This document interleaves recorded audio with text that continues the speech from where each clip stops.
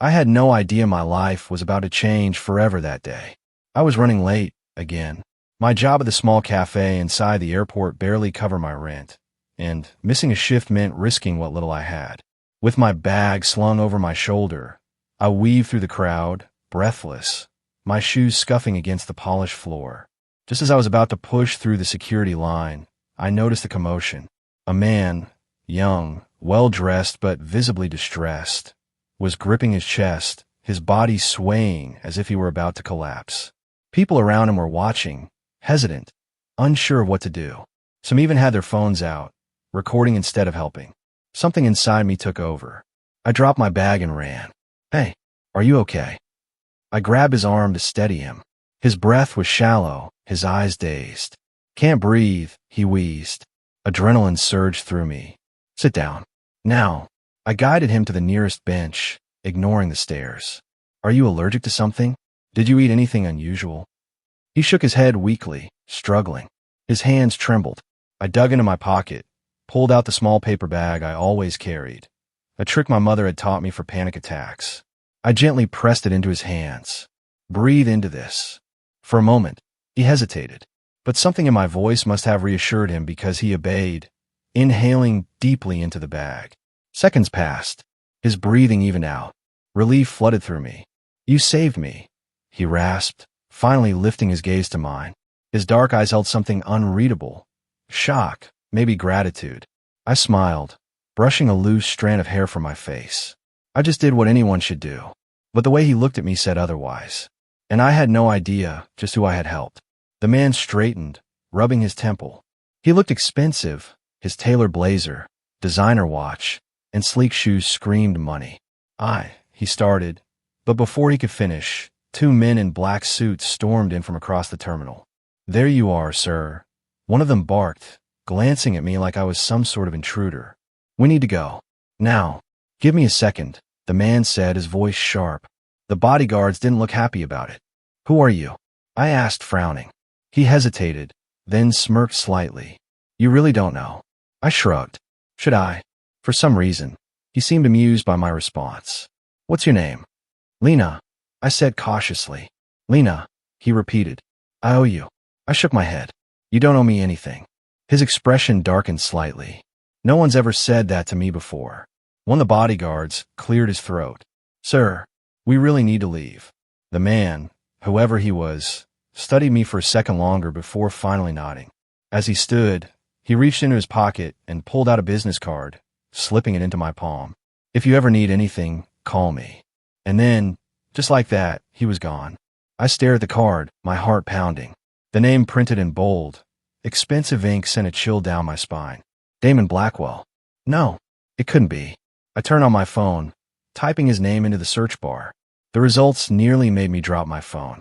Billionaire, tech mogul, CEO of Blackwell Industries. Youngest self-made billionaire. Mysterious and rarely seen in public. And I had just saved his life.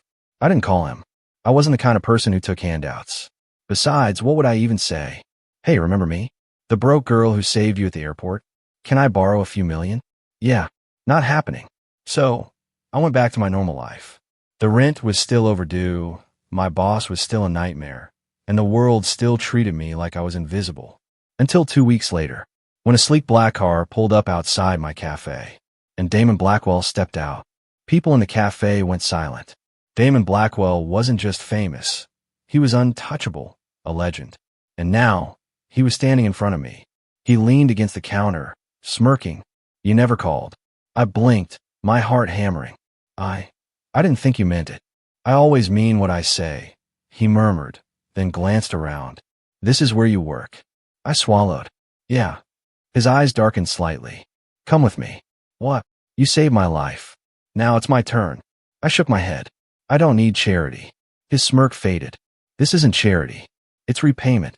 And before I could argue, he slid a folder onto the counter. Inside was a job offer. At Blackwell Industries. With a 6-figure salary. My breath caught.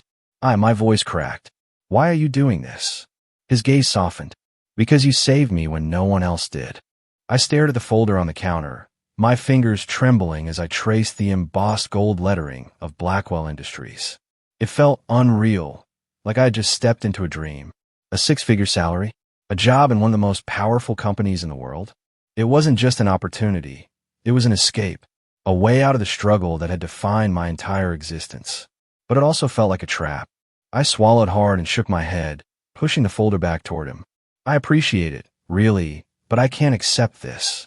Damon didn't move. His sharp gaze pinned me in place, unreadable, assessing. Then, after a beat, he smirked. Why not? Because I didn't save you for a reward. I just did what anyone with a heart would do. His jaw tensed slightly, and something flickered in his expression, something almost pained. No, you didn't, he said quietly. You don't know this world, Lena. People don't just help others for nothing. Not when they know they can gain something from it. I frowned. Then maybe you've been surrounded by the wrong kind of people. Silence stretched between us, heavy and charged. Damon exhaled sharply and ran a hand through his dark hair, his smirk fading into something more serious. Look, he said, softer this time. You saved my life. Whether you want to admit it or not, you changed my perspective on people that day. I want to return the favor, not out of obligation, but because I believe in paying back what's owed. And you're wasting your potential here.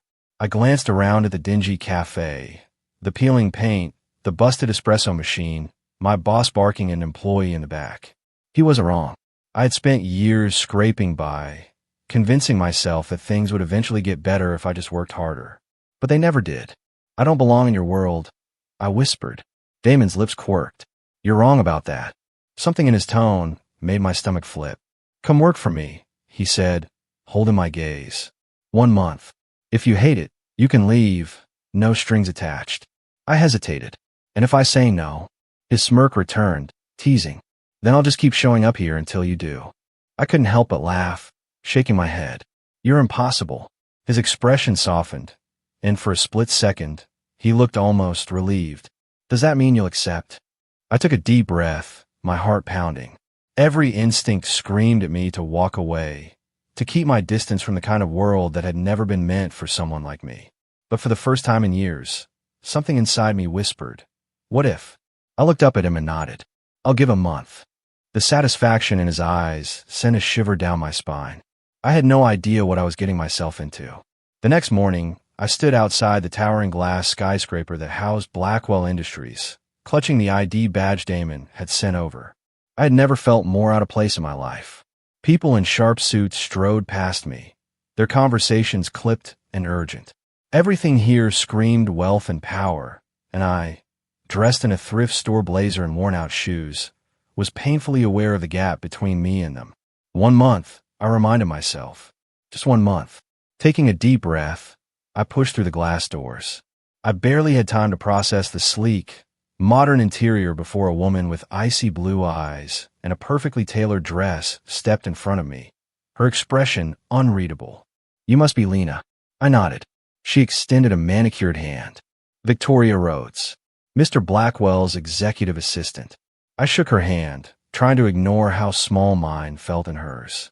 Follow me, she said briskly, already turning on her heel. As I hurried after her, she glanced over her shoulder.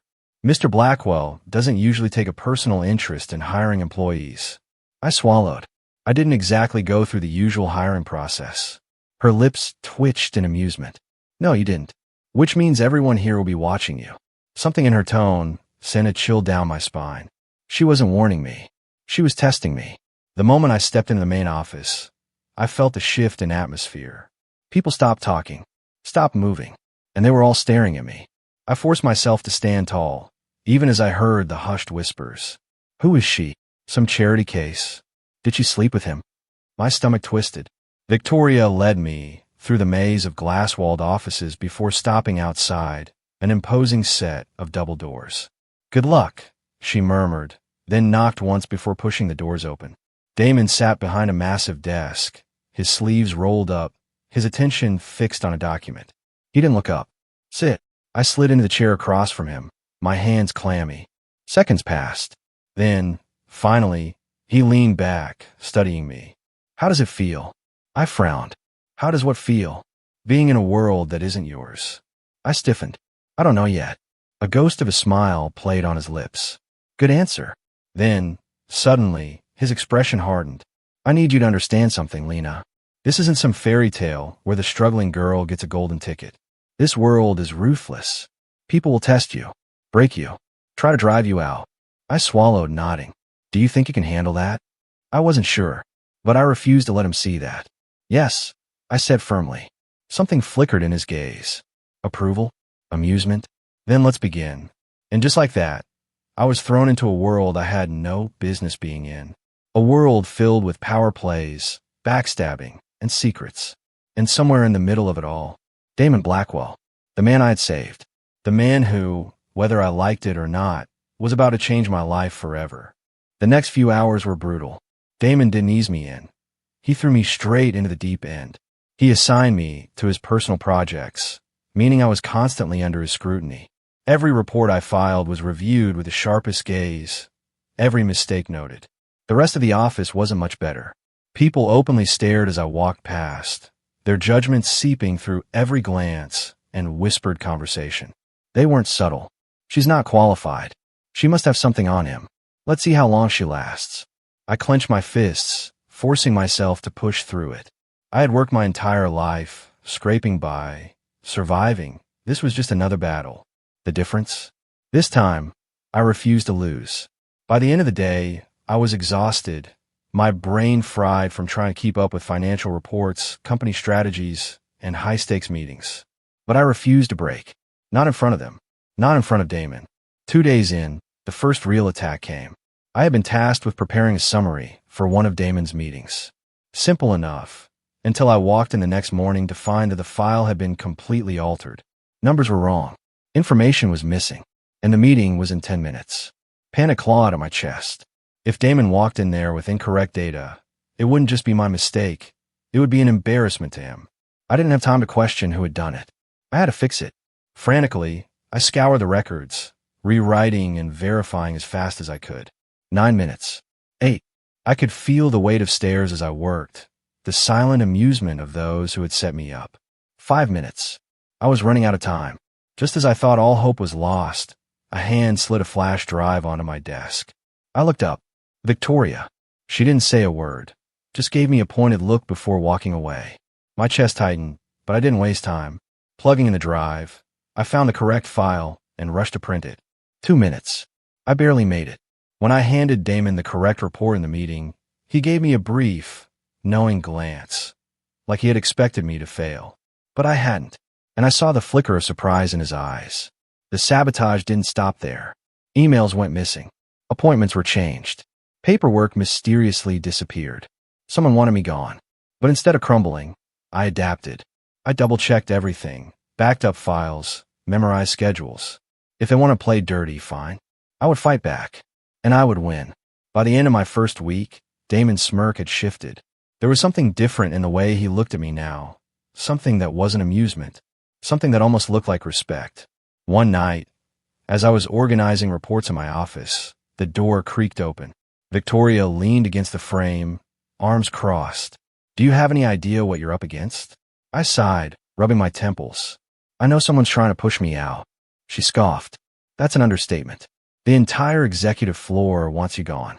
You being here, handpicked by Damon, it disrupts the balance. You're an outsider, and they don't like outsiders. I exhaled slowly. Do you? She studied me, then smirked. You lasted a week. That's longer than I expected. It wasn't a compliment, but it also wasn't an insult. And that was something. Who's behind it? I asked.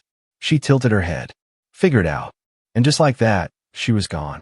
But I wasn't blind.